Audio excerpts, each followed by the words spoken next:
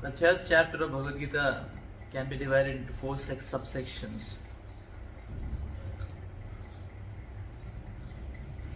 And we can remember them by the word tree itself.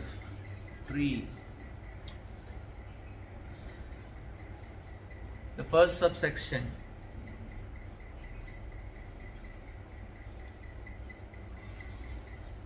stands for Tyaga or renunciation, where Arjuna wants to understand the meaning of renunciation.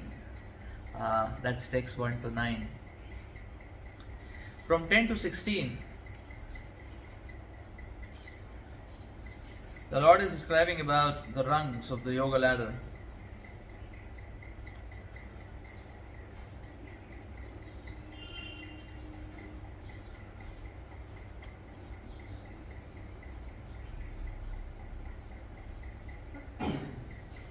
Further, from 17 to 35, the Lord talks about exemplary behavior. And then 36 to 43, that is the fourth subsection, the Lord is talking about the eternal enemy of the living entity, that is lust.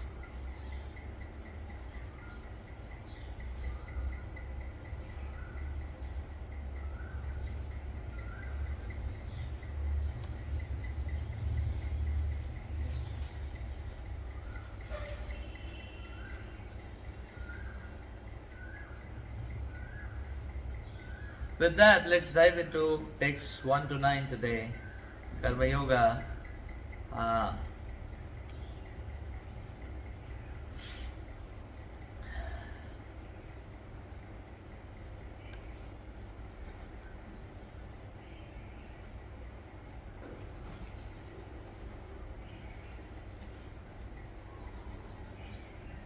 The tendency of the mind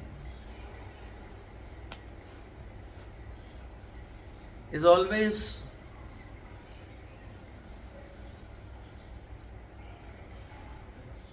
to go to the extremes, and therefore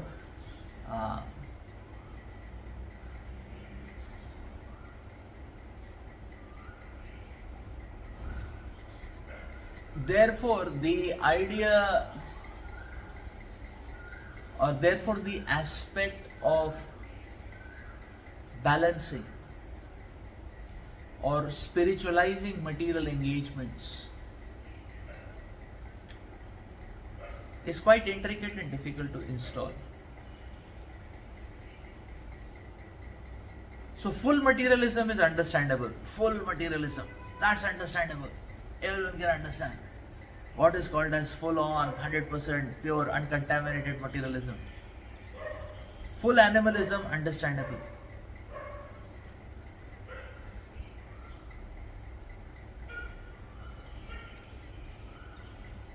We have exposure to that. Yes, many of us have seen that around us and are seeing that around us. Now we interface, or now as a practicing sadhaka, we get introduced to and we interface bhakti, the spiritual subject matters, spiritual life. Now, from the standpoint of practice and experience and exposure of materialism, spiritual life is not understood. Because then the only aspect which one tries to, or the only operator which one tries to apply is, because what we have experience of is materialism. And what we have tried out is materialism. And then from that standpoint of materialism, the only operator which one can apply is the inversion operator. And if one applies the inversion operator, then the visualization of spiritual life appears to be quite eccentric. Instead of a spiritual life means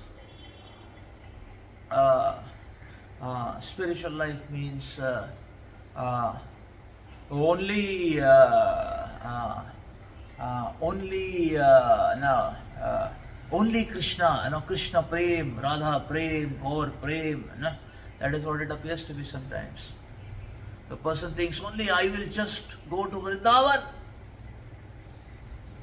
and I will just chant, sitting at Radha Kund, Shyam Kund, facing towards Radha Kund, and I will just chant whole day and whole night. And so sometimes that kind of utopian ideas come into picture because the inversion operator leads to those kind of things.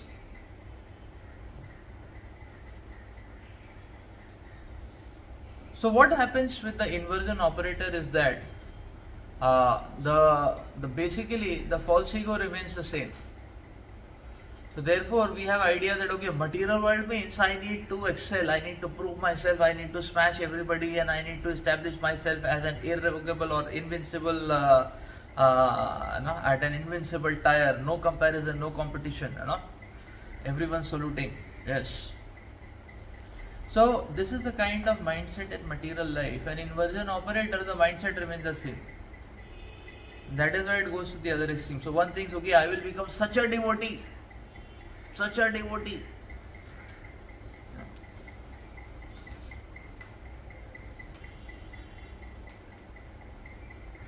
that it can outshine in the entire world.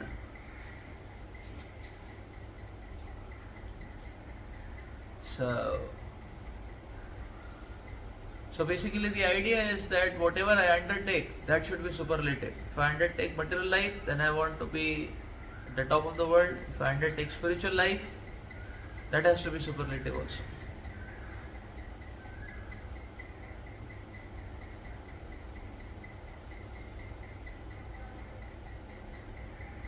But the material world affairs do not go like that.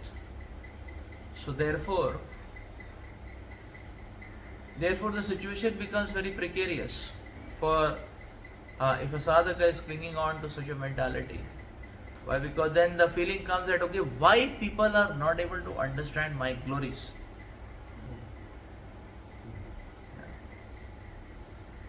My ideas which can take ISKCON to the next level of preaching explosion, but nobody acknowledging what is happening.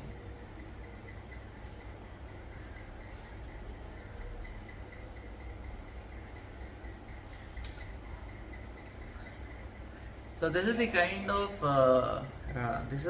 of ideology, or this is the kind of situation which comes because the aspect of balancing is difficult to understand from the standpoint of materialism which one is exposed to.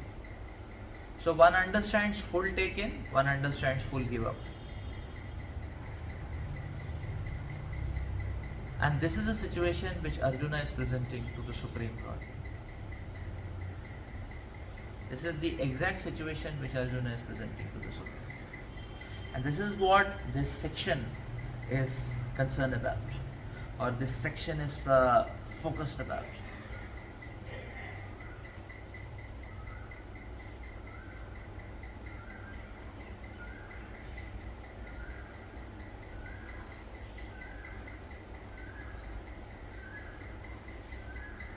Just like we have heard many times, many devotees have this say. They say, okay, Prabhu, I am a devotee from morning till 9 a.m. From 9 a.m. to 7 p.m. I am an atheist. So don't, all disclaimers are given beforehand only. 9 a.m. to 7 p.m. I am an atheist. And 7 p.m. I try to come back to devotional service. Onwards, 7 p.m. onwards. There is an attempt because so momentum, inertia, like that. So that is this is the kind of Uh, so this is a kind of thought process which gets translated, because one is not able to understand how the two go together. Material energy, spiritual life go together. Another variation of this particular tendency is that one says, okay, if I have committed now somehow or the other I have committed to chanting 16 rounds, and sometimes association, and sometimes class, and sometimes temple visit and association. That much I have committed to. So one thing that, okay, if that much I have done, then it's enough spiritual life. Because to carry it on and for throughout the day seems to be an impossible task, seems to be a very Herculean task. One thinks that, okay, this much I have done, what more somebody can expect? I've chanted my 16 rounds, I'm done with it. Now I should have that freedom, space, to have Swachhanda Vicharan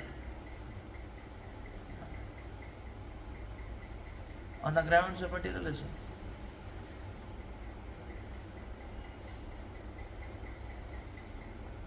So the idea of spiritual life may become that, okay, I have paid tax to God, now I should have freedom to do what I want, or what I am naturally inclined to do, which is materialism, nothing else.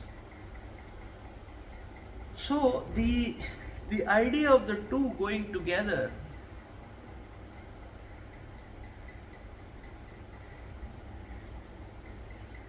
seems to be very complicated.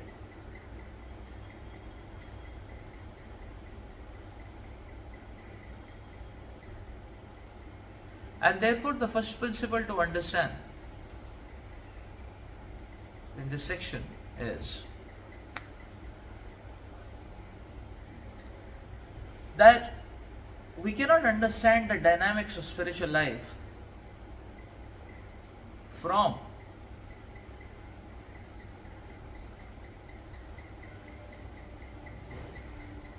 our own footing and positioning. And this is the first lesson Arjuna is teaching all of us. That whatever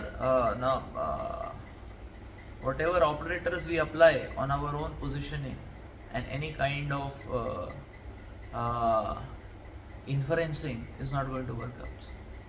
And we may not be able to understand. Arjuna has tried out all kinds of inferencing superbly. But Arjuna has not been able to come to a stable footing in spiritual life. Now, what to say of all of us?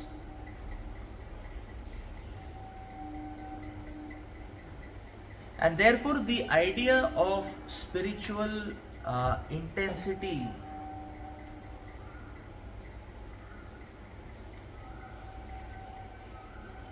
while being in this material world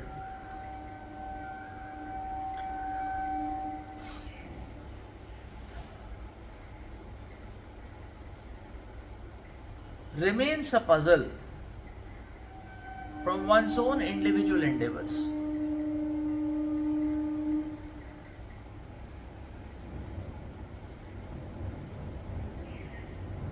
And that is why the first teaching of Arjuna to all of us is that by our own notions, it is very difficult to pick up momentum in spiritual life.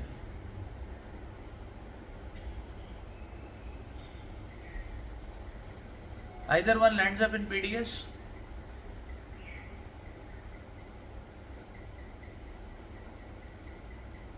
or one just reconciliates to a small sheath of spirituality and inside is full materialism. But there is a nice sheath which is packaging it. So Hare Krishna Sheath, ISKCON devotee. And inside is full materialism, full on material desires, full on material life and everything.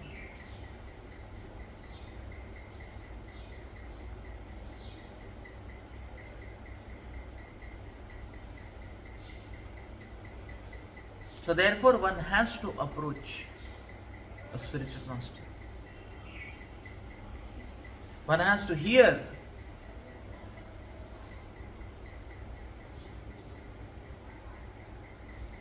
And after hearing, the most important step is to follow.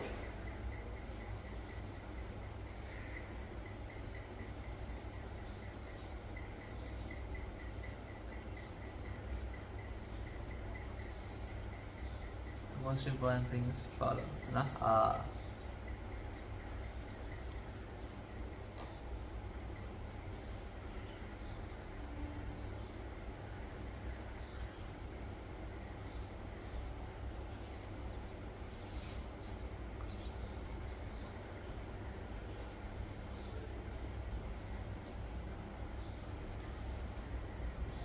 So therefore one has to hear sufficiently till it is very clear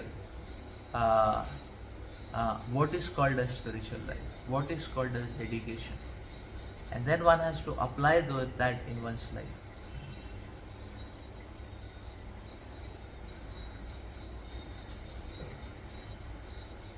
So, not that we bring that so what is heard, not that one's trust inferencing on that from one's own standpoint, then again it becomes the message becomes corrupted. So the message is a call for action.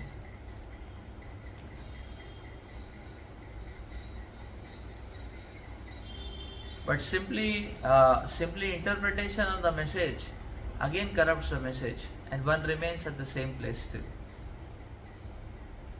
So therefore,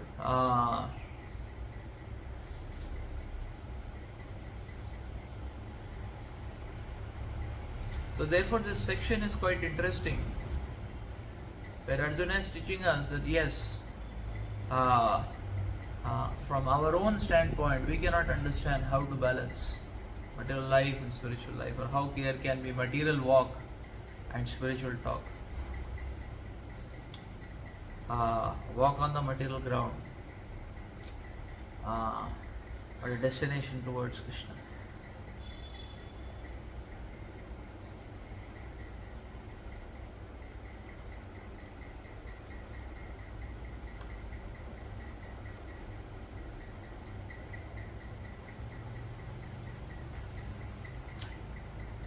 Arjuna Vacha Jayasi Chet Karmanaste Mata Buddhir Janardana Tat Kim Karmani Gorema Niyo Jayasi Keshava. Arjuna said, "O Janardana, Keshava, why do you want to engage me in this ghastly warfare? Don't you understand I am a devotee of the Lord? You are asking me to engage in material activities, Maya." So this is the mood. You see, Arjuna is saying, why do you want me to engage me in this ghastly warfare if you think that intelligence is better than fruitive work?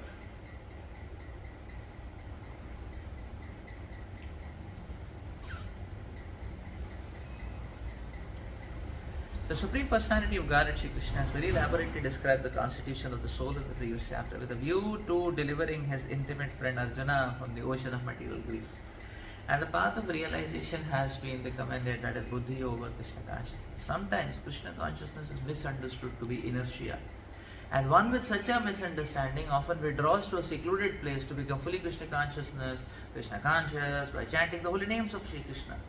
Now, but without being trained in the philosophy of Krishna consciousness, it is not advisable to chant the holy name of Krishna in a secluded place where one may acquire only cheap adoration from the innocent public.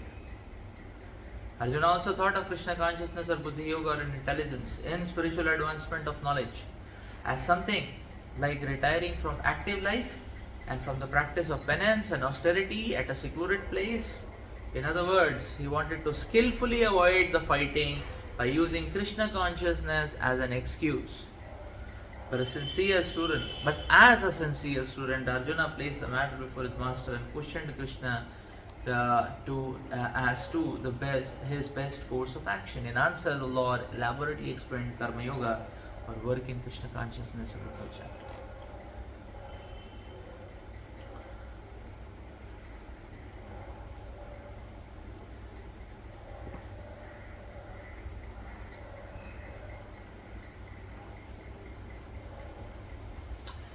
Text 2. My intelligence is bewildered by your equivocal instructions. Please tell me decisively which will be more beneficial for me. So in the previous chapter, as a prelude to Bhagavad Gita, many different paths were explained. Sankhya Yoga, Buddhi Yoga, control of the senses by intelligence, work without fruit of desire, position of the neophyte. This was all presented unsystematically. A more organized outline of the path would be necessary for action and understanding. Arjuna therefore wanted to clear up this apparently confusing matters so that any common man could accept them without misinterpretation. Although Krishna had no intention of confusing Arjuna by any jugglery efforts, Arjuna could not follow the process of Krishna consciousness, either by inertia or active service. In other words, by his questions, he is clearing up the path of Krishna consciousness for all students who seriously want to understand the mystery of Bhagavad Gita. So this is quite interesting and instructive. Properly speaking, that there is this kind of inertia, and because of this inertia, the idea which one gets is, of spiritual life which one gets is to go in a secluded place and just chant. But there is a problem in that, which Prabhupada is saying in the second verse. The problem is one will not be able to do it. So therefore, just chant is an impossible proposition, and one will not be able to do it. So therefore,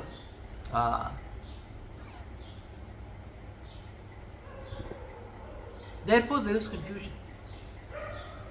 Now,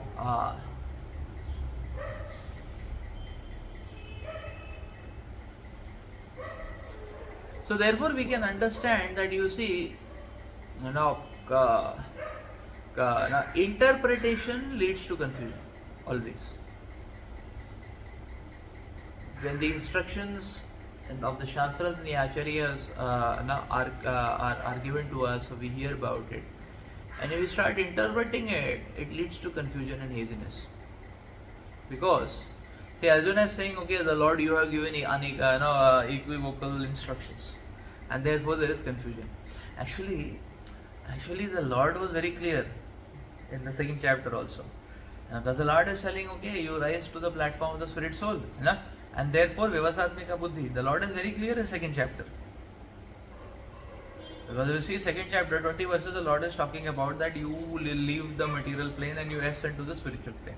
Then further the Lord is telling, therefore Vivasatmika Buddhi. So you forget everything else and just be Vivasatmika Buddhi in pleasing the Supreme Personality of Godhead. And one who does that is a Siddhadhir Muni, and the Siddhadhir Muni's characteristic is control of the senses and the mind. What is equivocal in that?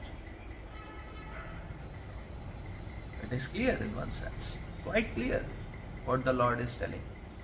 But Arjuna is hearing equivocal instructions. You see, the Lord was clear. The Lord is speaking about only one thing, that okay, different people take it in a different way, different degrees, but this is what it is to be done. That is what which is to be done. Vivasatmika Buddhi, Eke Guru Nandana is what is supposed to be done.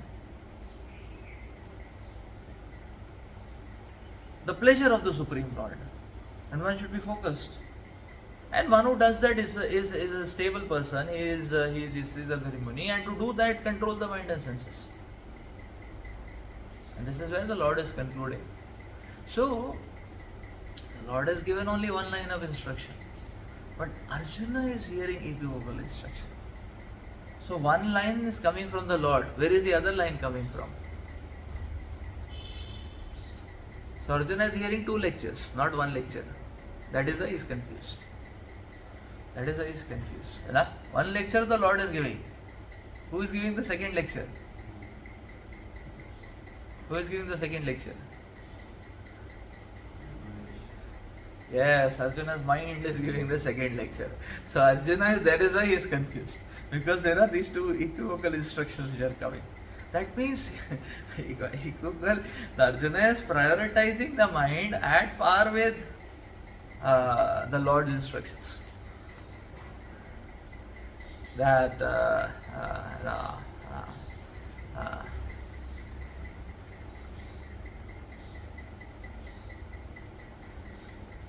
so, and that is why there is confusion. That is confusion. So you see, that is why there is confusion. It is for this reason Prabhupada is explaining in the purport that now the Lord has to give a very systematic presentation, clear cut. Why, so more clarity the Lord has to give in his, the Lord has to present in his description, so that, now what do we mean by clarity, or what do we mean by systematic? Now the Lord's presentation is always complete. So second chapter Bhagavad Gita is complete. In the sense, in second chapter Bhagavad Gita, we can find the entire teachings of Bhagavad Gita. Good summary of Bhagavad Gita. So second chapter Bhagavad Gita is not different from entire Bhagavad Gita in that sense. So that means everything is done. Now one should just take it and go back to Godhead. But for Arjuna, it's confusing. Arjuna, there is confusion. Confusion is there because his mind is also giving an equal footing lecture, and now therefore Prabhupada is saying the Lord has to describe things in a way. Now the Lord has to basically work with Arjuna further, step by step, in step by step. So to explain in such a way that there is no scope of any misinterpretation. Prabhupada says, so that not only Arjuna, any common man can accept without misinterpretation. The tendency for misinterpretation is very prominent because the mind is equivocal to the instructions of spiritual life. And therefore, it is being said, now the Lord has to work with Arjuna. And it is the same reason that an individual undertaking of spiritual life is not recommended for any sadhaka. What is recommended is to be in close association where the devotees can work on our case on a day-to-day, weekly, fortnightly, monthly, so that all kinds of misinterpretations which we have brought in about the spiritual understanding can be chiseled off. Obviously, one has to be wanting to do that, sincere enough to do that. Then only it happens. Otherwise, one will close boundaries and make walls around himself or herself, like that.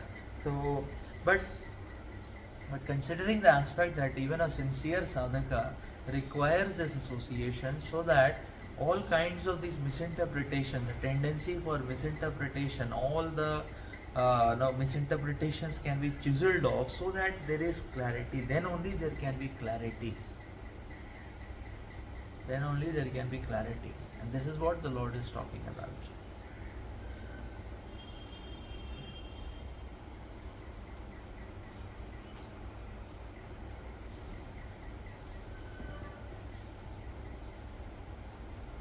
So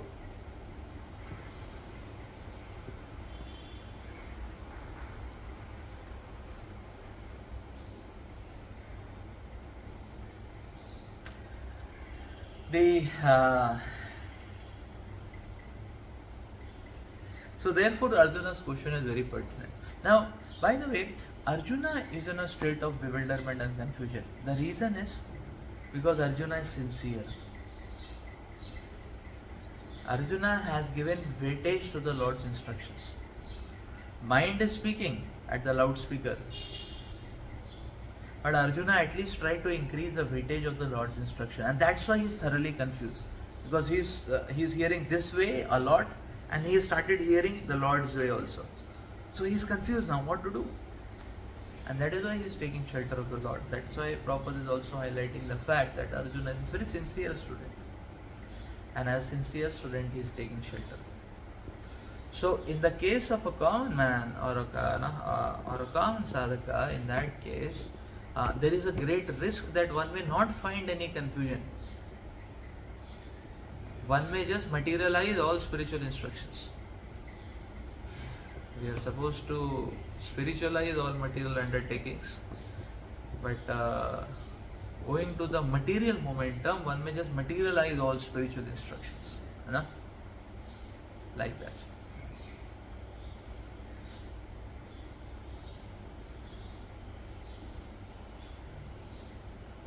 So that kind of aspect can happen.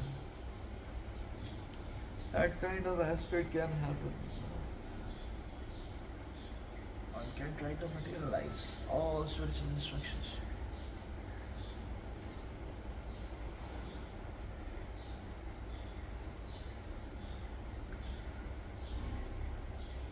Like sometimes some devotees feel chanting can be done anytime. Anytime we can chant. So, company, one has to go on time. Prasad, that has to be on time. Rest, that has to be on time. Chanting, anytime. So you see, sometimes devotees undertake the lifestyle in such a way that the chanting is happening in the local train. Or some of them are chanting on a clicker in between, and they say, okay, we know mathematics, 16 into 108, that is the figure which has to come on the clicker by the end of the day. So now this is it's risky, quite dangerous. Whereas the point is, so we have to be humble enough to understand that this tendency of misinterpretation is quite prominent. Like we see, even when we sit down in the association of devotees, Brahma Muhurta time, in front of the deity of the Lord, and Tulsi Maharani is there, also Prabhupada is there, and then also mind goes here and there with so much of exclusive attempt, and then also there is a struggle to keep the mind what to say of here and there chanting. What is so this is an example of, you see, how the materialization of spiritual instructions can actually take place.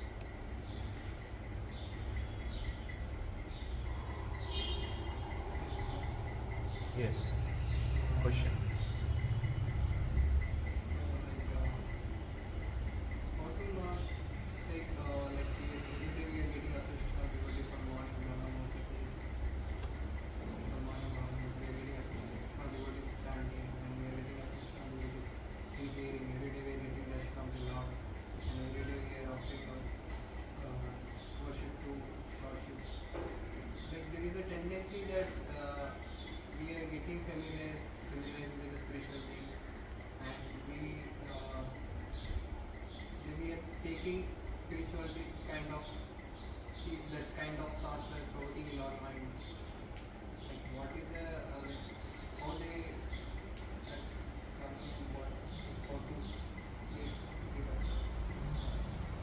So the question is, every day we are seeing devotees and the deities and Mangalarti and class and everything. So there is a tendency to get familiarized and take it cheaply. How to get out of it, right? So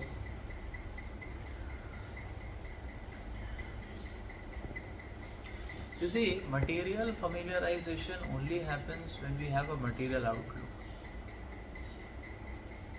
So only when we don't apply our heart and consciousness in spiritual activities, then there is a material outlook. You know.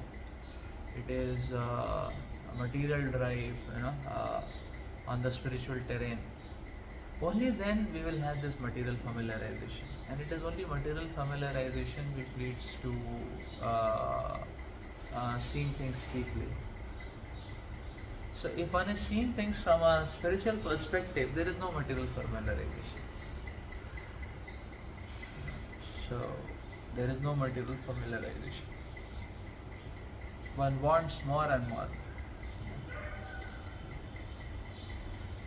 So if one heartily applies, like in the perverted sense, if you see, is there anybody, see, when it comes to money, what is people's attitude? More and more. They don't say, oh, every day I'm earning money. Why every day I should earn money? Somebody says like that. So there is, if somebody is earning 10 lakhs, he will think, oh, I want 15. Once earning 15, he want 20. Once earning 20, 40. 40 wants 60. He want 1 crore. Is there any end to that? The end only happens when one realizes that abhi isse zyada ho hi nahi raha hai, na? There is no possibility, so one reconciliates to that. But so there is no familiarization when it comes to money. Is it not? When it comes to lust, there is no familiarization. When it comes to greed, there is no familiarization. Where is familiarization? So any sinful activity, no familiarization. When it comes to intoxication, where is familiarization? One doesn't say that ho gaya abhi, When it comes to meat eating, no familiarization. Every day one wants to eat. Is it not? When it comes to illicit sex, no familiarization. Sex life, no familiarization. The person doesn't say, okay, enough of sex life. Let me be a renunciate now. Celibate. No familiarization. Is it not? Only when it comes to spiritual life, then why does this aspect of familiarization become very prominent? Because it becomes prominent when one is not heartily into the activities of spiritual life. So we have to bring in more and more heart into the activities what we are, we have to become more and more conscious into the activities which we are into, spiritual activities. To do that, we have to cultivate gratitude. We have to cultivate humility. One has to cultivate a prayerful attitude. And when we work on that to increase the gratitude and humility component and the prayerful attitude of our lives, then there is no familiarization. One just wants to want more and more and more. It's oceanic. It's oceanic. That's the point. There's no familiarization. So that's the point.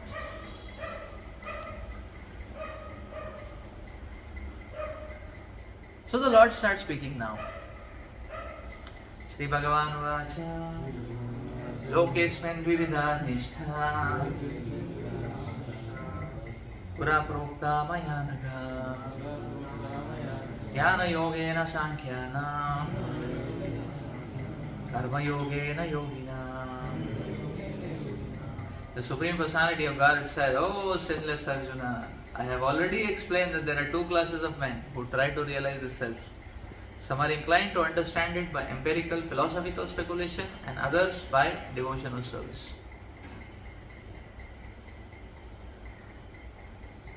In the second chapter, verse 39, the Lord explained two kinds of procedures: Sankhya Yoga, Karma Yoga, or Buddhi Yoga. Karma Yoga or Buddhi Yoga, same.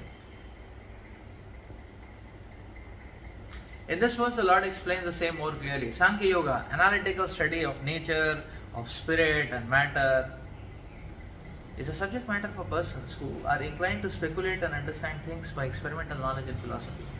The other class of men work in Krishna consciousness, as it is explained in the 61st verse of the second chapter. The Lord is explained also in the 39th chapter, 39th verse.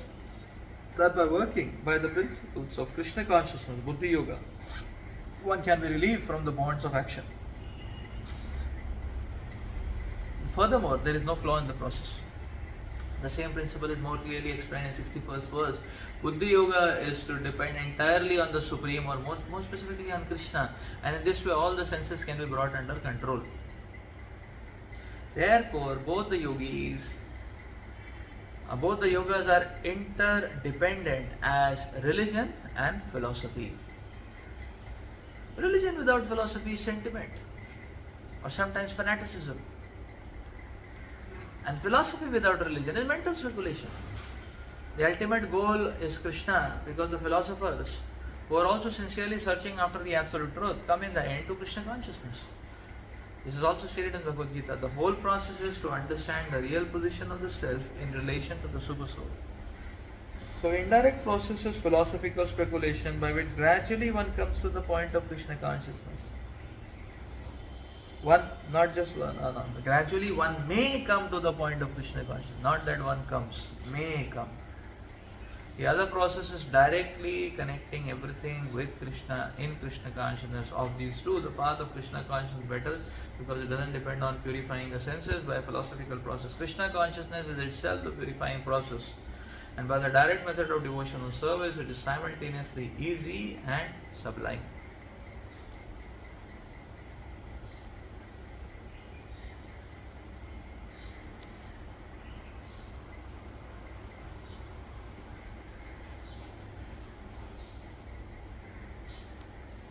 Text 4, the Lord says, not by merely abstaining from work can one achieve freedom from reaction, nor by renunciation alone can one attain perfection. The renounced order of life can be accepted when one has been purified by the discharge of the prescribed form of duties which are laid down just to purify the hearts of materialistic men. Without purification, one cannot attain success by abruptly adopting the fourth order of life, sannyas.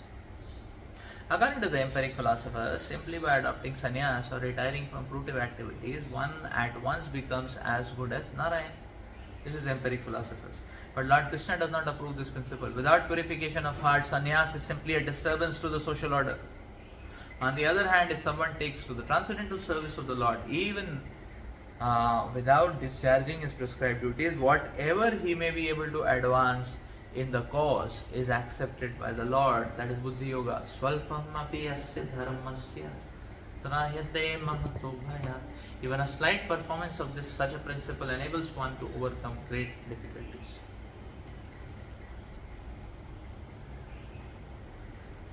Okay, so this is very beautiful. The Lord is explaining here, there is nobody which is there is nobody called as a pure jnani. There is nobody called as a pure jnani. So this aspect or this platform of pure jnani does not exist at all. Because Prabhupada is explaining that pure jnana means mental speculation. And a mental speculator is not different from a fiction story writer. Only difference is that he himself is also involved in the story. So he is fantasizing everything, including himself or herself. So that is the point. So so it is a fantastical story, and it is so fantastic that it is not possible to that it becomes impractical. And therefore such a mental speculator glides down. So one may make a very lofty, so you see, only philosophizing or inertia, one may go to the extent, one may start with the note that okay, let's be a pure devotee. In that context only Prabhupada is talking, let's be a full renunciate. I renounce everything. And but then such a person, it starts on that note, but that note is too fantastic to be practical. And therefore such a person glides down to a course of life where he is having full materialism, and there is only the cover of Krishna consciousness.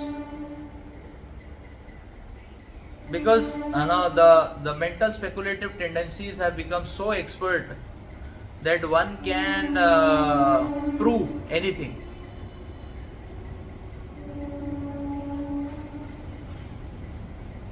One can prove anything. Like one may be doing full on sense gratification, and one may be justifying, saying that no, I am just testing the waters, so that I can preach nicely.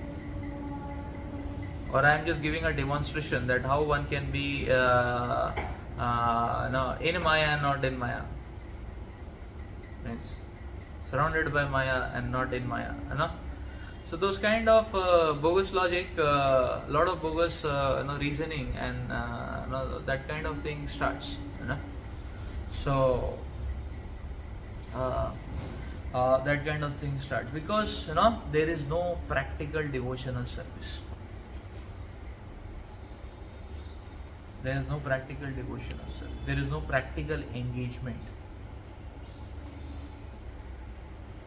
And that is why we have to understand that the path of purification of heart is engagement in devotional service. Whatever we have to painstakingly offer to Krishna. It pains when we are offering to Krishna. But that is what is called as devotional service. Like, one feels very nice, one gets salary. 1 lakh has come into my account, so nice. Another lakh has come, very good. Lakh, it is becoming crore now. Very nice. Like that. And one has to give it to Krishna. It pains.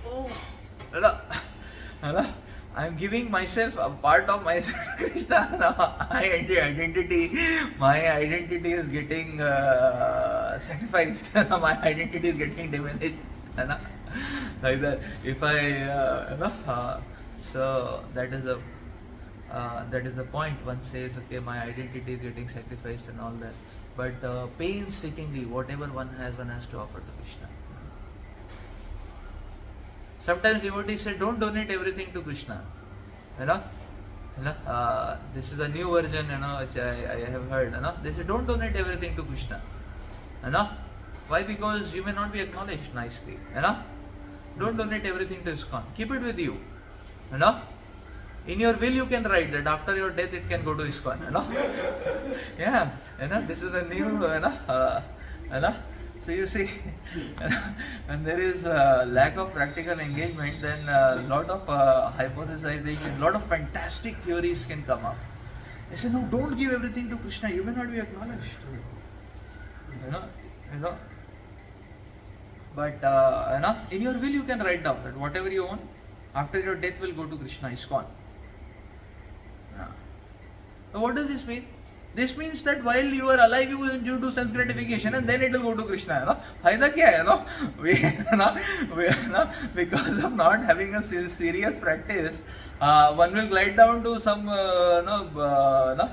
not so spiritual disposition, and then you offer to Krishna. So why postpone offering to Krishna? That is the point, is it not? So therefore you see, practical engagement is very essential.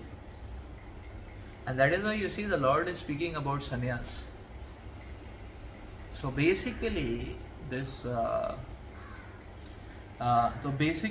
aspect of renunciation, this aspect of renunciation, in that sense the Lord is pointing out this renunciation is a fake thing. You cannot say that, okay, I renounce.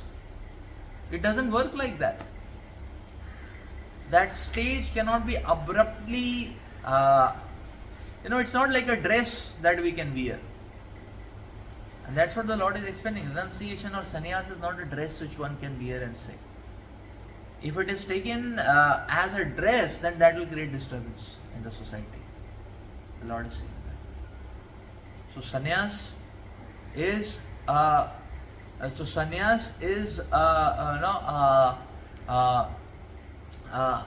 big long integral of the practice of offering everything what we have to Krishna. Everything material what we have. So finances, position, words, time, intelligence, physical energy, everything. That purification of heart, of offering whatever we have to Krishna, in the long run goes to such an extent that one's heart is fluffing with so much of spiritual energy that material energy is not visible only, or material thoughts, material aspects are not visible only. That is called as sannyas. One has to work for it.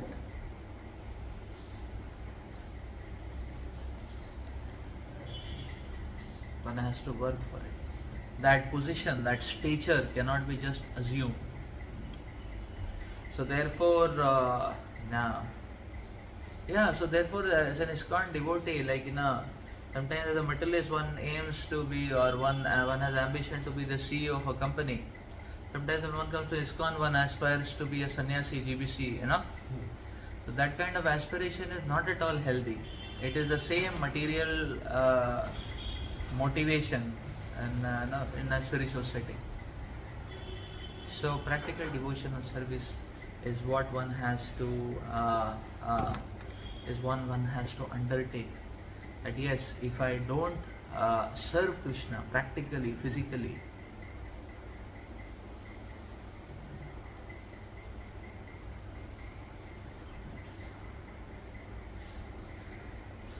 everyone is excited about making the whole world into devotee. Only thing is that but 1, 2, 3, 4 people whom we are seeing around us or who are allotted to it, only that seems to be not a very interesting task. इसको कैसे भक्त बनाए, तो तो पूरी दुनिया को कैसे भक्त बनाएंगे, एक को बनाएंगे तब if we work and serve one person, 1 integrates to 10, 10 integrates to 100, 100 integrates to 30,000, That is how it is. So this is the point actually. Therefore, every service should be taken with a very important priority.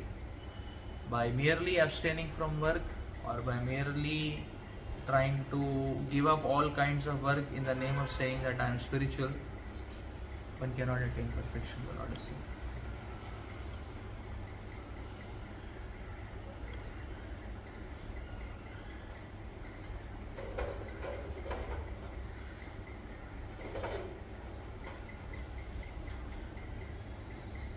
So now the Lord is explaining further.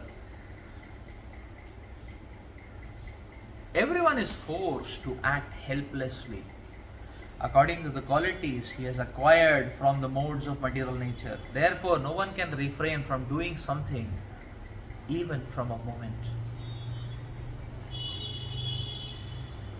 So if one doesn't painstakingly or struggling or painstakingly perform spiritual activities, or drag himself to perform spiritual activities, then there is nothing happening on the spiritual plane. But one cannot remain without activity. So by default, one will start acting on in a cheap material way. And that is what the Lord is saying. One will be forced by the modes of nature. The modes of nature has to be purified, and it will pain, and there will be struggle, and one has to stretch himself. But that is what is supposed to be done. And that's why Prabhupada is speaking the purport. It is not a question of embodied life. It is the nature of the soul to be very active. Without the presence of the spirit soul, body cannot move. The body is a dead vehicle to be worked on by the spirit soul, which is always active, cannot stop even for a moment. So as such, the spirit soul has to be engaged in the good work of Krishna consciousness. Otherwise, it will be engaged in occupations dictated by the illusory energy. So in contact with material energy, the spirit soul acquires material modes. And to purify the soul from such affinities, it is necessary to engage in the prescribed duties enjoined in the Shastras. But if the soul is engaged in the natural function of Krishna consciousness, whatever is able to do is good for him. And this is Prabhupada is quoting 1517. Taptva swadharmam charanam bhajam hari भजामपकोत्थापते ततो यदि यात्वा क्वाभद्रम अबुद अमुष्याख्यम Bhajataam Swadharmataha. If someone takes to Krishna consciousness, even though he may not follow the prescribed duties in the Shastras or execute the devotional service properly, and even though he may fall down from the standard, there is no loss or evil for him. But if he carries all the injunctions of the Shastras, all the injunctions for purification in the Shastras, what does it avail him if he is not Krishna conscious? So the purificatory process is necessary for reaching to this point of Krishna consciousness. So sannyas or any purificatory process is to help reach the ultimate goal of being Krishna conscious, without which everything is a failure. Yeah.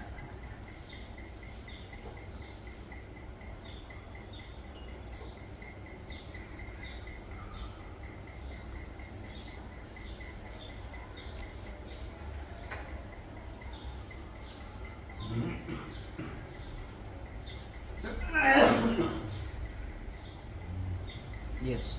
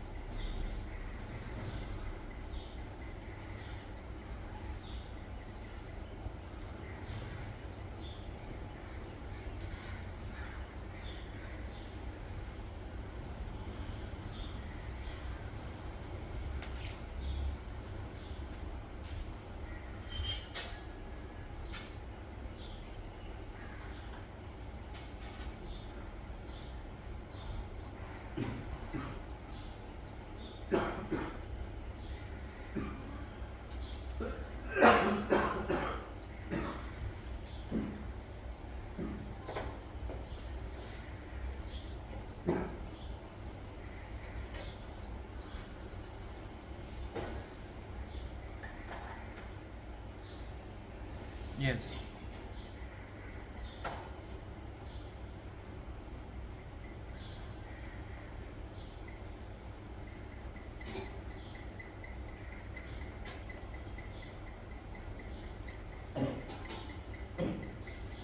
Yes.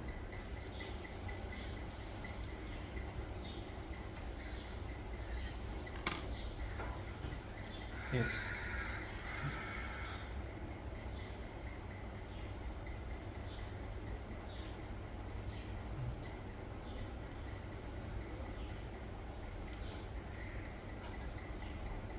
Yes.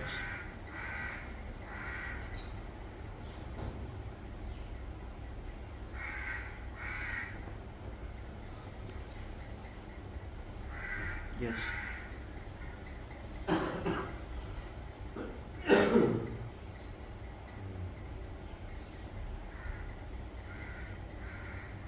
Mm.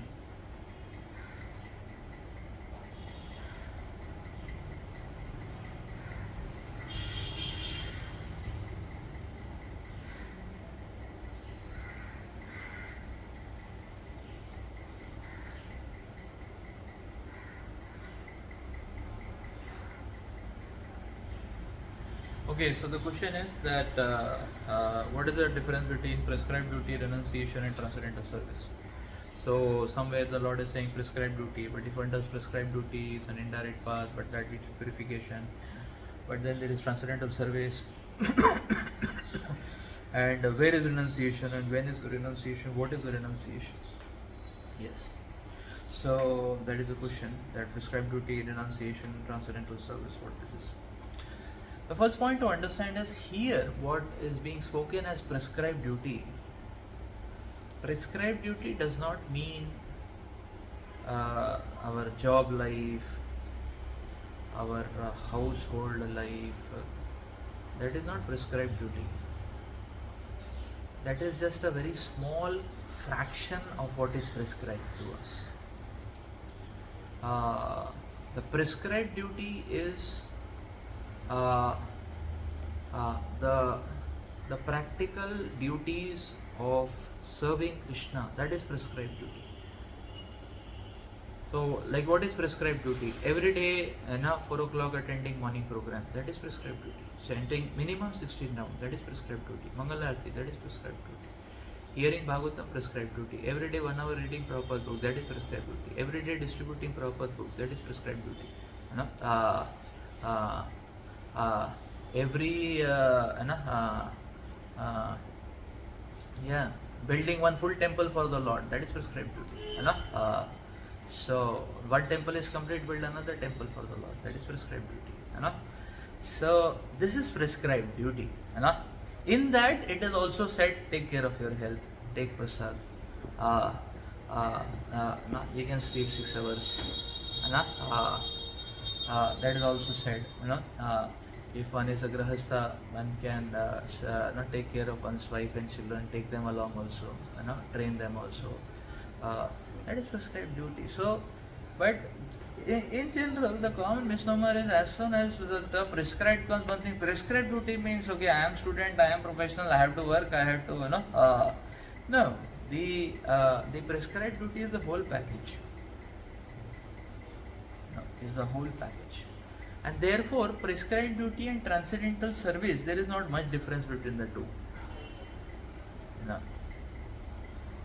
So what is renunciation? Now, so if this is clear that, okay, prescribed duty and transcendental service is the same thing. So what is renunciation now?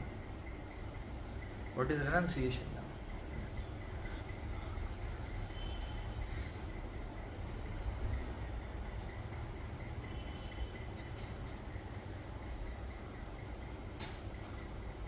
Yeah, so that means that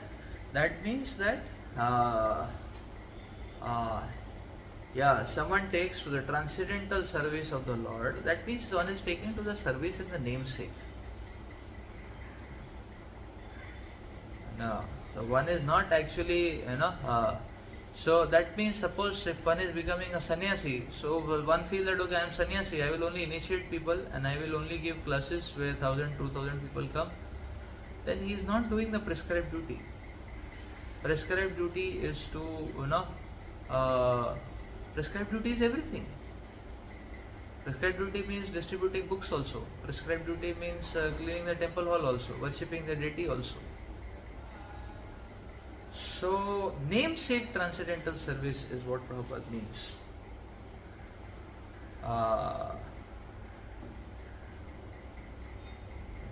Namesake Prabhupada, Prabhupada is saying that. So, no. And in this Tattva Swadharma,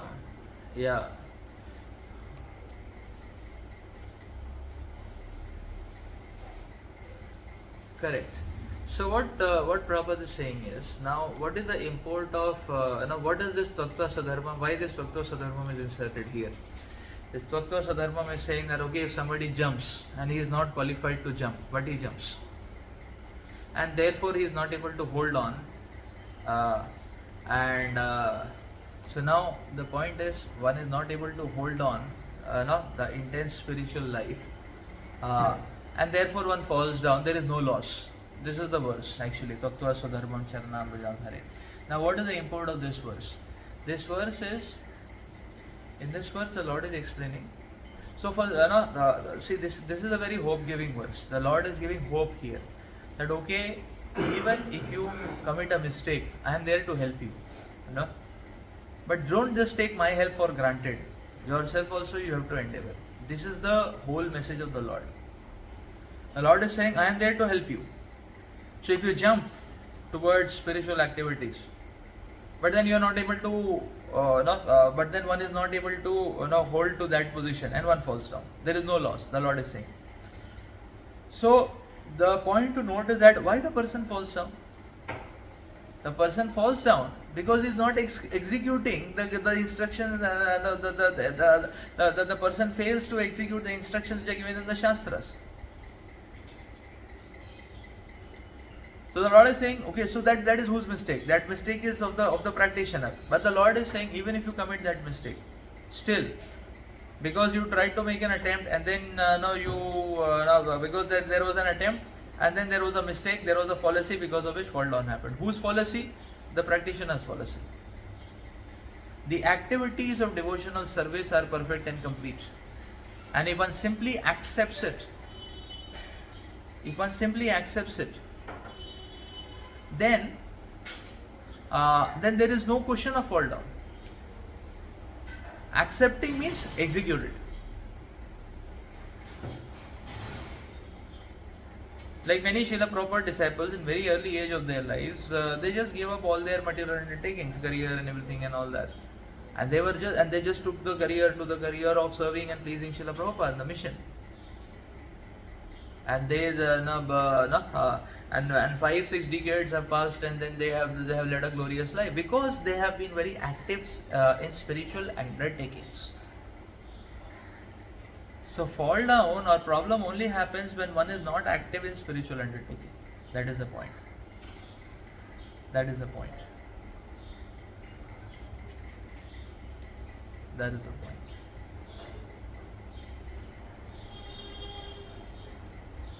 So what to do if you are in a profession? Yes, one should preach in the professional life so much the spiritual component goes on increasing. At a certain stage, one may not require a professional, at all, so that's how one can translate. Now, if one says that, okay, I give up my profession, now that is also okay. There is no problem in giving up the profession and serving, book distribution, temple construction, preaching, deity worship, vessel washing, cooking, all are wonderful. So one says, I don't know, no profession, only this I will do. That is also okay. But one should be thoroughly engaged in service to Krishna. If that is not there, then good will happen. Very difficult to take it up. So then one will not be able to take it up. And then one may think, hey, मेरा utility नहीं हो रहा है कुछ. So then mind problems start happening. Then one goes on the mental plane. So one has to be thoroughly engaged in activities of Krishna consciousness. When it is said that somebody is not able to handle it, that means that one has actually one is not engaging oneself sufficiently in practical devotional service activities. And then only this case happens. Therefore, in the Puranas, there is this case of a child, and he came to Gurukul as a small child, and he was serving his Guru, and he was so attached to his Guru, and he was liking service to his Guru, and he was serving. One fine day, he was going to the river, and he was fetching water, and on his path he fell off, he fell off, his matki, everything fell off, and all that, So when it fell off and all, so at his first time, so he bowed down, and he was that his first time he was seeing his reflection in the river. And he realized, hey, he has become an old man. He has white hairs and everything, So he was a small child, he became old man. He never realized, like that. This is a Puranic story. What does this mean? This means, one who is absorbed in service, there is no question of any turning back. But one who doesn't bring in this sufficient momentum of engagement, then material things will take up, like that. So therefore, so therefore, giving up is not a problem. Giving up is not a problem. But one has to sufficiently take up Krishna consciousness. Activities take up Krishna consciousness. Therefore, Krishna consciousness, the intensity of Krishna consciousness is brought about by being busily engaged in Krishna consciousness. There is no intensification without busy engagement. There is no intensification without taking responsibilities of service. That is the point. So therefore the term which comes is that ठीक है फिर अभी renunciation क्या है? What is renunciation? So people think renunciation is giving up, and that is what Arjuna was thinking. ये सब कुछ छोड़ देते हैं, giving up, So so renunciation is not giving up. Renunciation means take in more and more service. Take in more and more service. That is called as renunciation. To take in more and more service, and that service go on increasing the service, and it goes on increasing to that to such a scale और अभी material के लिए कुछ time ही नहीं है ना, and one is liberated. And as long as one is engaged in that way, lifelong, one will be liberated. So one is liberated even while he is engaged, while one is engaged. But if one is not sufficiently engaged, then he will be engaged by the mind. You know? Then he will be engaged by the mind. So you see, 3:6 now. Well, this is what the Lord is saying. One who restrains the senses of action, but whose mind dwells on sense objects, certainly deludes himself and is called a pretender. No? So this person is saying that he is artificially trying to say, oh, I will not do sense gratification. I will not watch movies.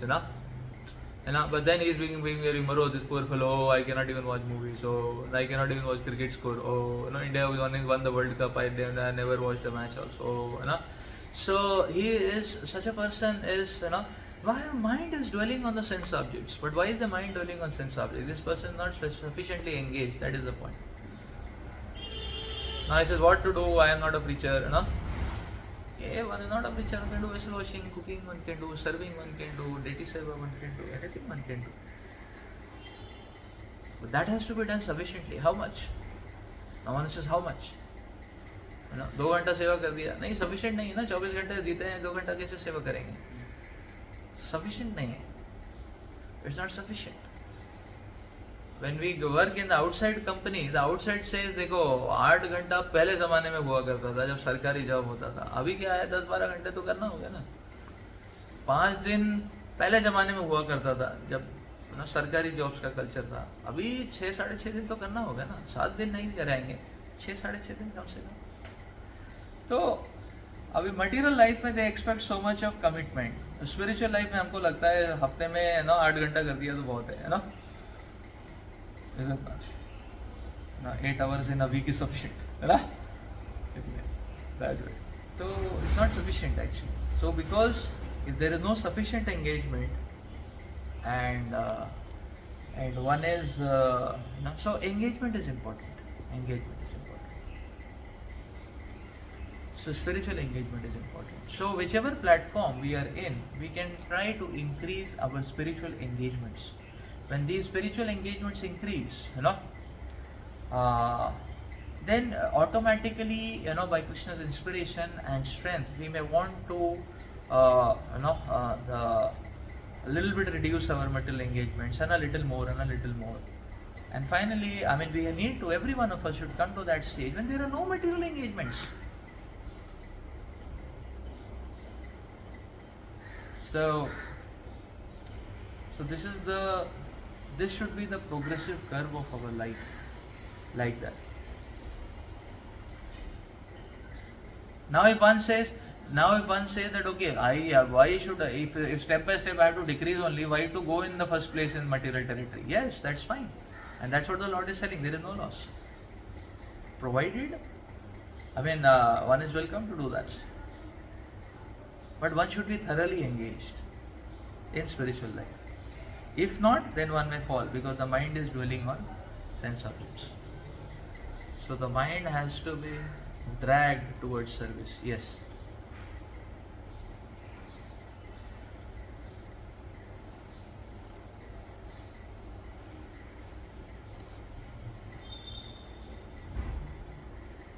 Yeah. Yes. We can also. Yes. Yes.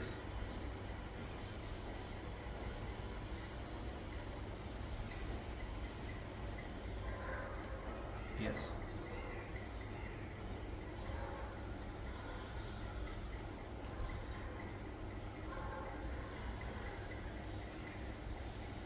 Yes. Yes.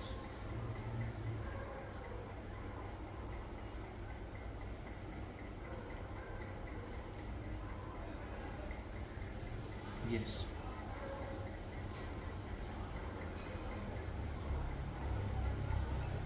Yes.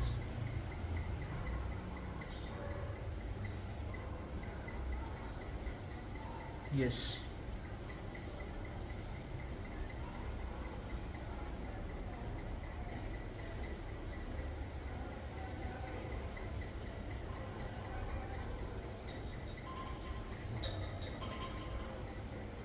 Yes. Yes. Yes.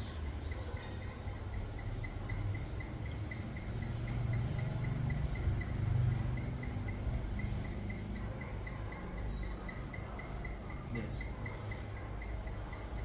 Yes. So one has to hear and one has to be willing to apply that this is what I want to do. You know, the only question is I want to do it today or I want to do it in next 3 years or 5 years or 10 years. And not just keep it that one day I will do it. है ना? वो one day नहीं आने वाला है ना? So people say okay Krishna चाहेंगे तो हो जाएगा एक दिन है ना तो वो नहीं होने वाला है वैसे. We have to make a plan. Like Kardama Muni had a plan. है ना? Kardama Muni said ठीक है first child आएगा I'll be out. This is my marriage contract. पहले साइन करो ना लीगल स्टैम्प होगा नोटिफिकेशन होगा कोर्ट में पेश किया जाएगा उसके बाद I will marry. So signature was done, thumb impression was done, legalization, you know, it was presented in the court, it was registered deed, and then he married, है ना. फिर भी चेंज हो गया. चेंज क्यों हो गया? भगवान ही आ गए सन के रूप में, है ना. अभी है ना, अभी भगवान ही आ गए तो करता हूँ मैं, देन करता हूँ मैं थोड़े भगवान ही आ गए अभी किधर जाऊँगा ना, है ना. So therefore he stayed for some more years. क्योंकि है ना Lord only came as a son. Kardama Muni never asked the Lord to become his son. The Lord only out of his love for Kardama Muni, the Lord said, I will become your son. Now the Lord only came, he stayed for some more time. No? But then also Kardama Muni felt that no, है ना, service is more important than personal sanidhyata of the Supreme Lord also. So finally he again took permission of the Lord and left to the forest because he said service. Let me show a practical example of preaching. I just don't want to be with the Lord and enjoy the Lord's association and enjoy the pastimes with the Lord, all kinds of beautiful pastimes the Lord was performing. Kardama Muni said, no, I want to do service. And that is how I want to please the Lord. Service is more important than personal sanidhyata. Kardama Muni is proving it. So Kardama Muni had a plan. And he pretty much stick to that plan. So, because he did go. And in spite of the Lord being present in his home, still he went to the forest to perform austerities. Austerities लोग perform करते हैं भगवान को मिलने के लिए. आप भगवान सामने बैठे हैं. Then also he is going to the forest. Go to do service, to preach, to set an example for right preaching. Because everyone will not get Lord as a son or daughter or whatever, no?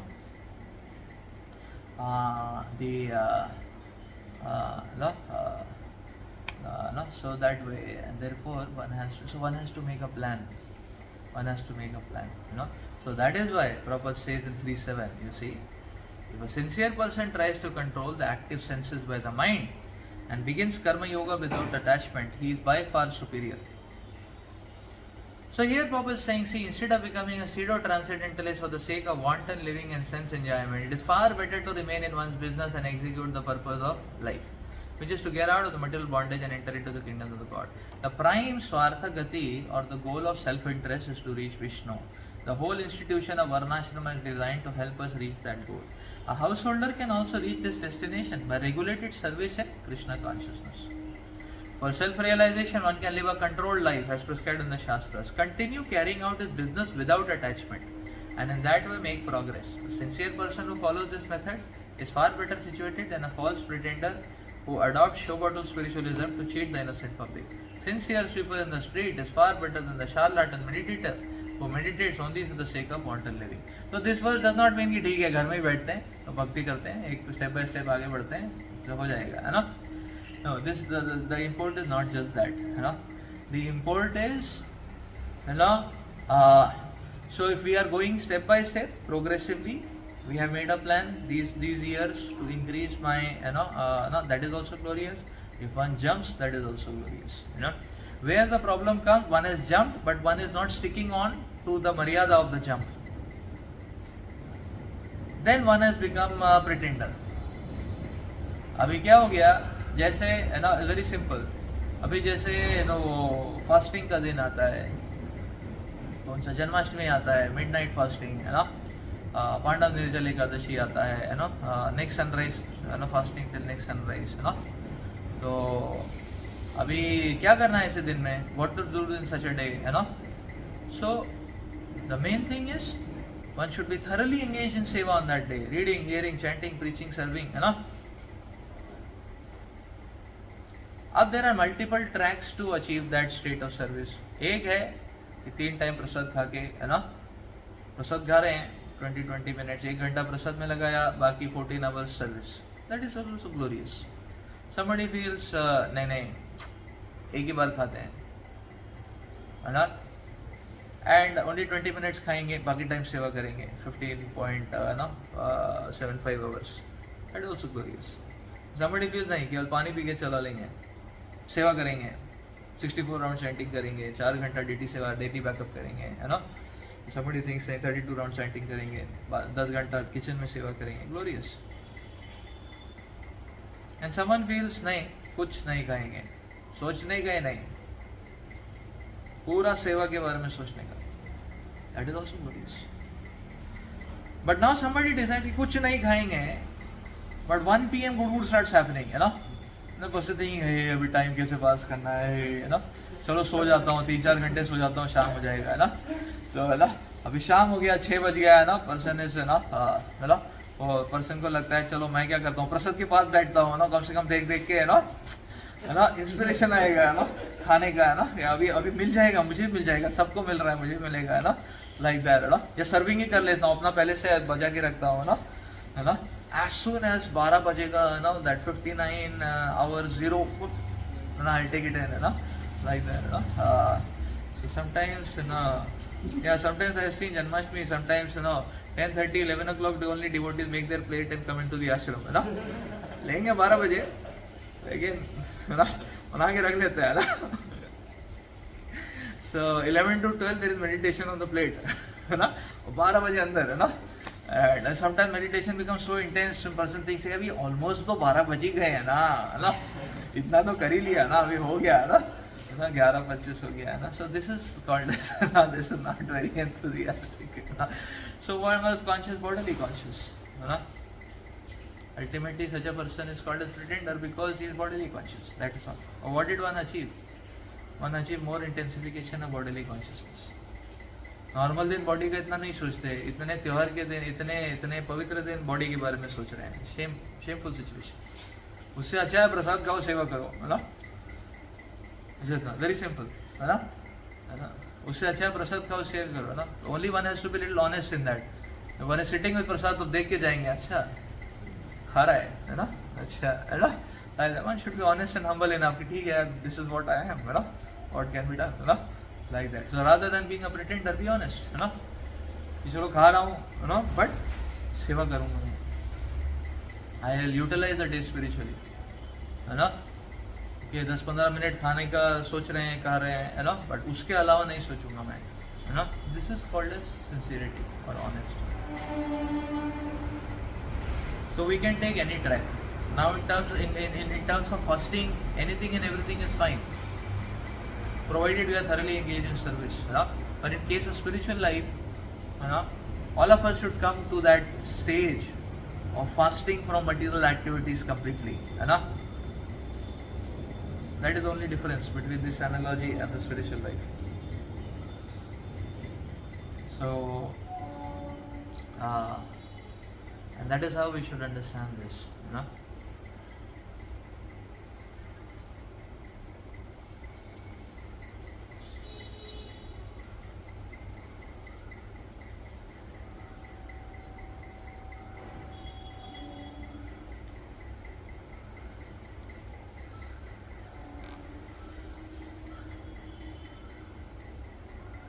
Yeah. Yes. So let me do complete material. Yeah. Yes. So that is the point.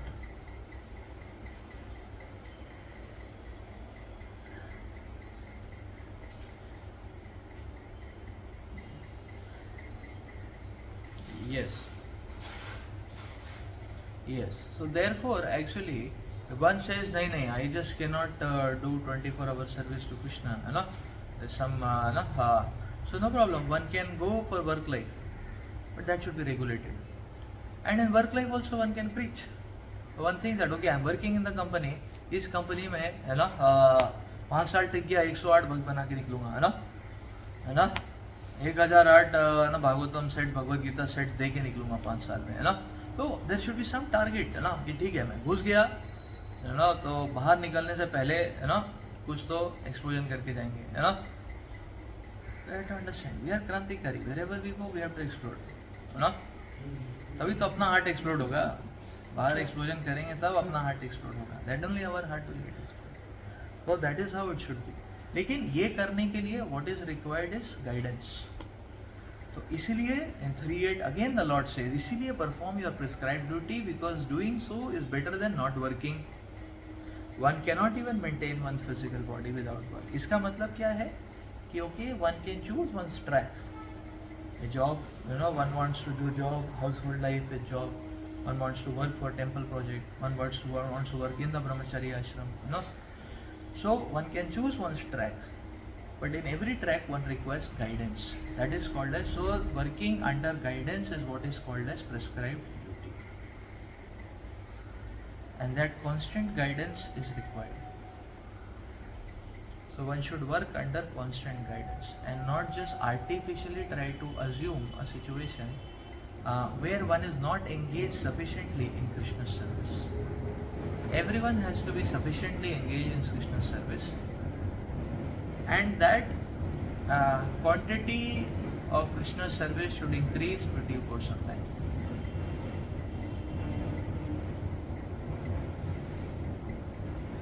And that is what the Lord is explaining, and therefore the Lord concludes this section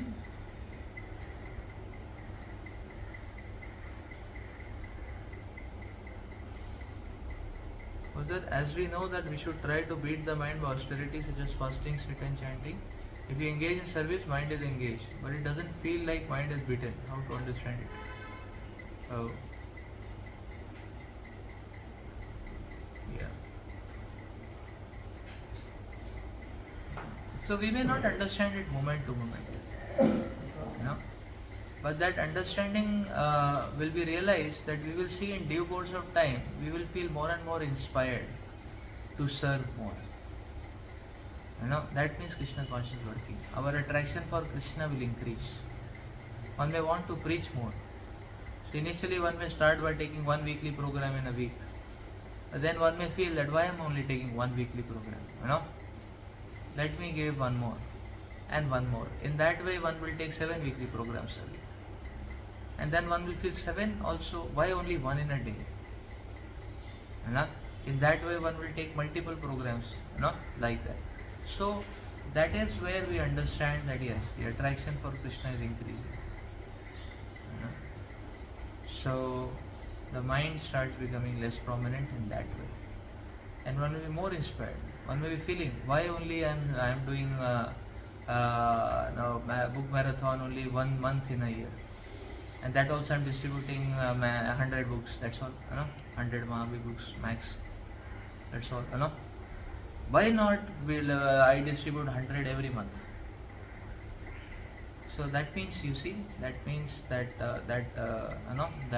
mind is getting purified. So one is able to pierce through. See, mind gives obstacles, and if one is able to steer through, that means Krishna consciousness working. You know? So initially we have to struggle a lot against the mind. Mind is giving all vibrations, mind is giving all obstacles, and one has to struggle against the mind. But that struggle will become a bit easier. You know. So we are in a certain state, we are in a certain position in our towards our spiritual life. Now we want to go higher. So we aim to go a step higher, or whatever is our ambition to go higher, and we have to struggle. Initially, lot of struggle, lot of guidance required. We'll fail, lot of struggle. Slowly by Krishna's mercy, we'll be able to go through, and one will be able to situate oneself by Krishna's mercy. Mat prasadat Krishna. Now, from this stage to go to the next higher stage, again a lot of struggle.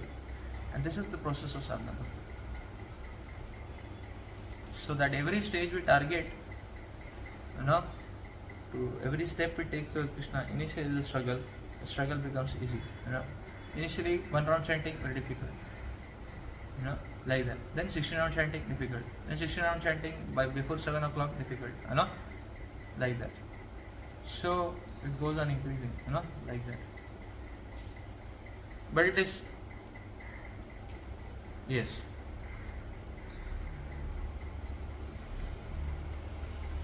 Yeah, prescribed duty means working under guidance from senior devotees.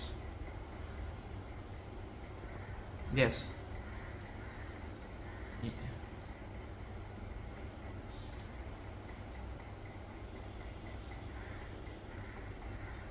Yes. Yes. Yes. Yes. Yes. This is same like saying that Vaidhi Bhakti, like a lot of guidance, and Vaidhi Bhakti becomes spontaneous. That means that that fervor, that momentum becomes our default proclivity. And that default proclivity. And therefore, you see, the Lord concludes this section in 3.9 when the Lord is, Vidya, in 3.9, Vidyagnaathat karmano. So let's recite this verse. Yagnathat karmano anyatra lokoyam karma bandhana tadartham karma kaunteya mukta sangha samachara. Work done as a sacrifice to Lord Vishnu has to be performed. Otherwise, work causes bondage in this material world. Therefore, O son of Kunti, perform your prescribed duties. अभी prescribed duty क्या है? Arjuna is Kshatriya, therefore he has to fight. That is not prescribed duty. Krishna is telling Arjuna to fight. That is prescribed duty. So that we have to understand. Perform your prescribed duty for his satisfaction. See, the Lord is so humble. The Lord is not saying, "अरे मैं बोल रहा हूँ तुम फिर भी I am saying and still you are beating around the bush. What is this? इतना clear बोल रहा हूँ ना." So the Lord is very humble. Lord is saying, perform duties for his satisfaction. And in that way you will always remain free from bondage, the Lord says. Since one has to work even for the simple maintenance of the body, the prescribed duties for a particular social position and quality are so made that the purpose can be fulfilled. So, so this requires actually practical guidance. One may be in a particular social position, but how to make Krishna as a center in that particular social position of Varna, and how to progressively increase one's intensity of Krishna consciousness requires guidance. And this guidance is what is called as prescribed duty. So following as guided is basically the prescribed duty. Yagna means Lord Vishnu or sacrificial performances. All sacrificial performances are meant for the satisfaction of Lord Vishnu. So the Vedas enjoin Yagyo Vai Vishnu. In other words, the same purpose is served whether one performs prescribed yagyas or directly serves Lord Vishnu. Krishna consciousness is therefore the performance of yagya as it is prescribed in this verse. The Varnashrama institution also aims at satisfying Lord Vishnu. Varnashramacharvata purushena paraha puman Vishnur aradhyate. This is Vishnu Puran. Thus one has to work for the satisfaction of Vishnu. Any other work done in the material world will be a cause for bondage. For both good and evil work have reactions, and any reaction binds the performer. Therefore, one has to work in Krishna consciousness to satisfy Krishna or Vishnu, and while performing such activities, one is in a liberated state. This is the great art of doing work, and in the beginning, the process requires expert guidance, very expert guidance, Prabhu is saying. One should therefore act very diligently under the expert guidance of a devotee of Lord Krishna or under the direct instruction of Krishna himself, which is only applicable for Arjuna, under whom Arjuna had the opportunity to work. Nothing should be performed for sense gratification, but everything should be done for the satisfaction of Krishna. This practice will not only save one from the reaction of work, but also gradually elevate one to transcendental loving service of the Lord, which alone can raise one to the kingdom of God. So this is the point. You know, this is the point. So therefore, you see, renunciation is not giving up. Renunciation is taking up the responsibility of the mission of the Lord, taking up the instructions which are given by the devotees, taking up so renunciation means taking up. When one takes up, one is progressively renouncing. So renunciation is not giving up, renunciation is taking up. So renunciation is taking up. So every work has to be offered to Krishna, and that requires very expert guidance, Prabhupada is saying, because it may be difficult initially. So, and one should, so therefore one should follow. Like somebody says, okay, I don't want to work profession. Why? Because I sit in the temple. Why? Because I can get very easily 3 times prasad. No, that is wrong. Material consciousness. No. By sitting in the temple, one doesn't make spiritual advancement. By being a carrier of Krishna's message, one will make spiritual advancement. So one can be a carrier in one's own professional setting and preach Krishna consciousness. Then also one can advance. No? And so only by spiritual engagement there is advancement. Therefore renunciation means take up. And take up more and more and more. And in that way one can advance by the activities of Krishna consciousness. Yes.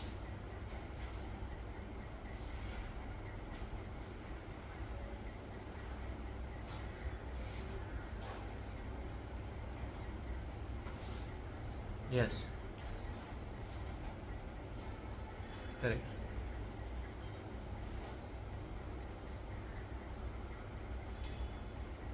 Yes.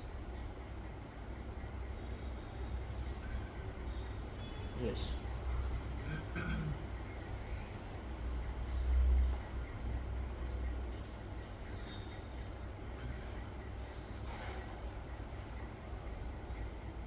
Yes.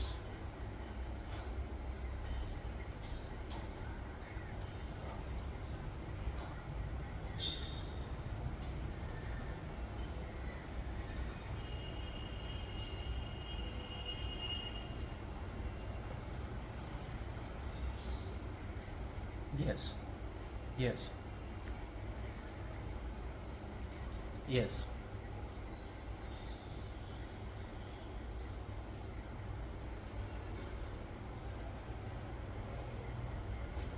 Yes. Yes.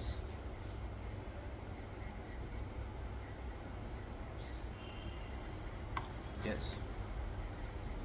Yes. So this is something which one has to commit to, and only by this commitment one can advance. That okay, I know I am a Krishna's devotee, and I am meant to serve Srila Prabhupada, Lord Chaitanya's mission. That is my prime identity. Now one wants to whether one wants to execute this commitment from a professional material professional setting for a calculated, stipulated, planned period of time, or one wants to have this as the only identity. That is, the actual and factual identity is spiritual identity. And material life, even if material undertaking should become a means to increase or enforce the spiritual identity. Now, material identity should not overwhelm a person that way, because if it is overwhelming, then it is a cause of bondage. But if it is utilized to serve, then it is Krishna consciousness, like that. And yes, so there is only one directionality: increasing our commitment towards Krishna. So at what rate we want to take it, that choice is ours. But one has to be careful. So if one is taking it at a high speed, one should be careful to maintain the engagement, the spiritual engagement. If one is taking it at a slow speed, one has to be careful to increase it progressively, not just remain stuck on it. Both sides care is required, and any side there is lapse of care, it will lead to accident, and it will lead to basically bondage. So one has to be careful and committed, in that sense.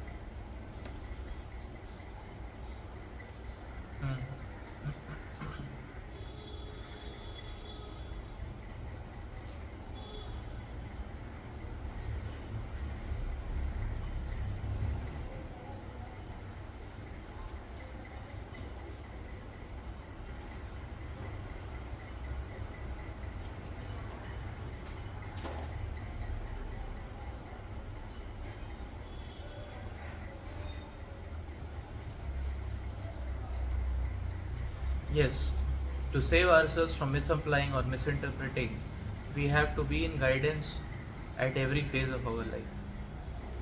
So, at one stage of life, we are in guidance and we are perfectly following, and we are getting the affirmation and approval from the senior and the gurus that okay, we are going right. That means you have to move forward also. So one cannot just say okay, Prabhupada said that, and because Prabhupada said, so Prabhupada said at that stage. Now Prabhupada is there through the present acharyas, the GBC. Now Prabhupada is present through the GBC. Now what GBC is saying? If GBC is saying something else now, the one cannot just say Prabhupada said 40 years like this to me, I'll continue doing that. At every stage we need guidance. That is the point. Otherwise there is, and that is the only way by which we can save ourselves from misinterpretation. Like that. So therefore at every stage we need guidance. Otherwise one may just misinterpret even a clear-cut instruction and just hang on there. That is present. And that is why the Lord is using the word prescribed, or Prabhupada is using the word prescribed again and again. Prescribed means be under guidance of devotees, be under guidance of devotees, be under guidance of devotees. That is the meaning of prescribed. Every time we should ask a question, अभी मेरे लिए क्या prescribed है? वो हमको पता नहीं चलेगा. We have to go and ask devotees. I am doing like this. What should I do further? So that is guidance. Prescribed. The factor of guidance cannot be minimized. At every step we need guidance. So sometimes physically our spiritual master may not be there. So then we have to take guidance from other spiritual master. We have to take guidance from the GPC body. And like that. And therefore Prabhupada left all his disciples saying that you have to take guidance from each other. And because, and those who did that, yeah.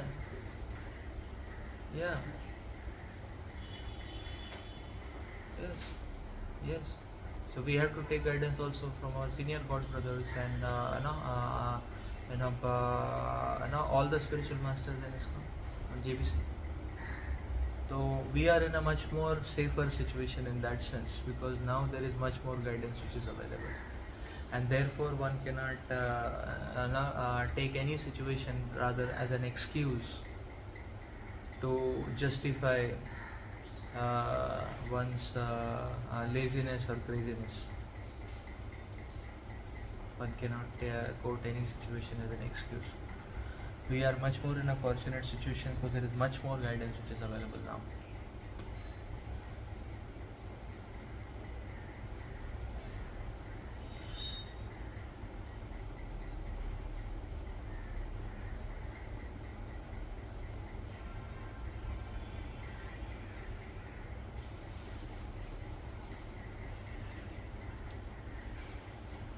Correct.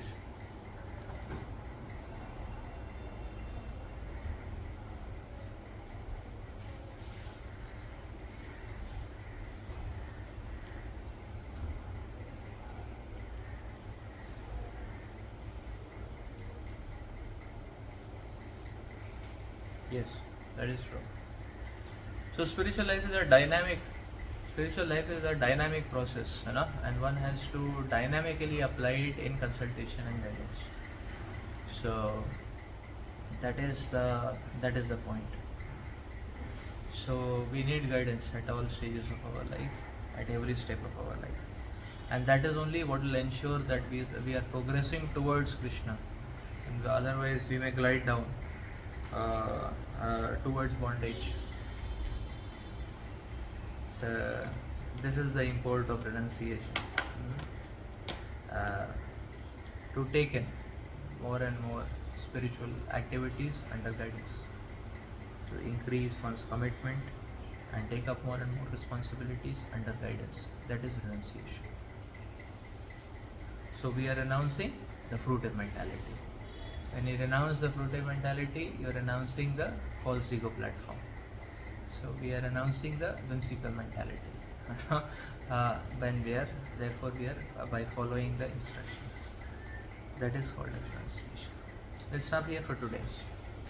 Granth Raj,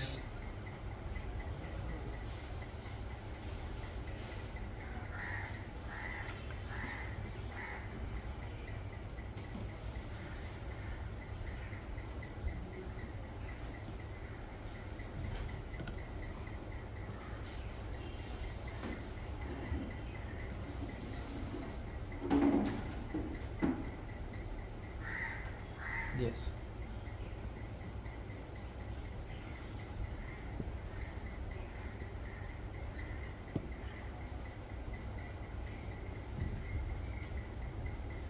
Okay, so the question is material familiarity, does it come because of criticism and fault finding? The material familiarity, yeah, so material familiarity, only material familiarity breeds contempt. And material familiarity comes by basically seeing spiritual things from a material perspective. What does that mean? That in a spiritual setting, we are applying our own interpretation rather than taking guidance. When this continues for a prolonged time, then it leads to fault finding and criticism mentality. So, and that is how familiarity breeds contempt.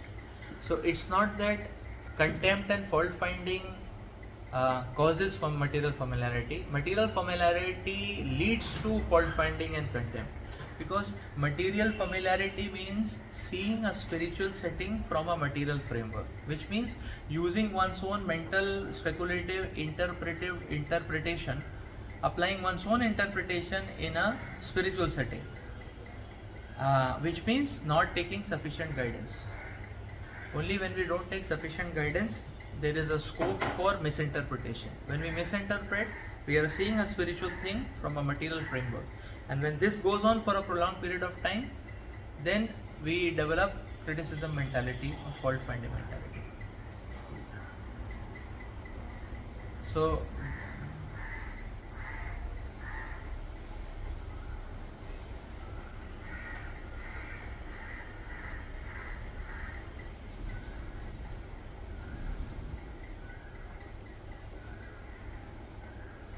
yes, yes.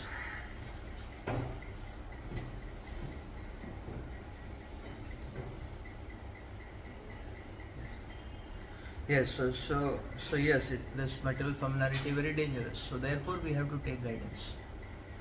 Therefore, we have to take guidance from senior devotees. We have to we have to follow instructions of senior devotees at every point of time, point to point, point to point. Then we will be protected, and then we'll be protected.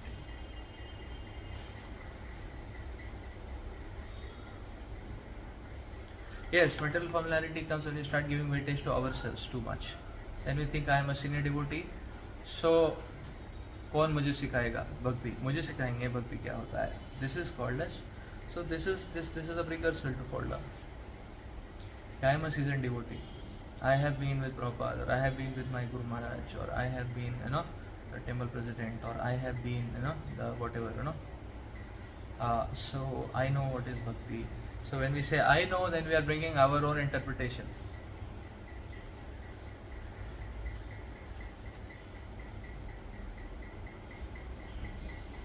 Yeah. Yeah.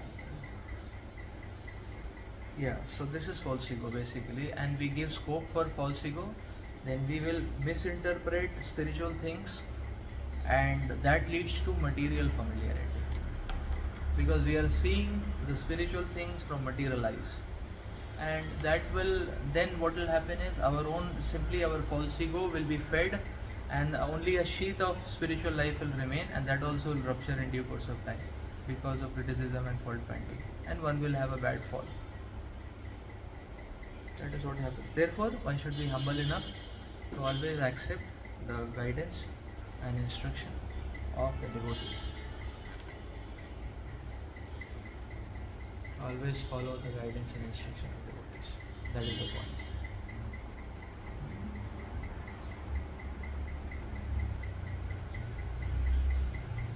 Okay, so let's stop here for today then. Grantha Sri Bhagavad Gita ki Jai, Shri Prabhupada ki Jai.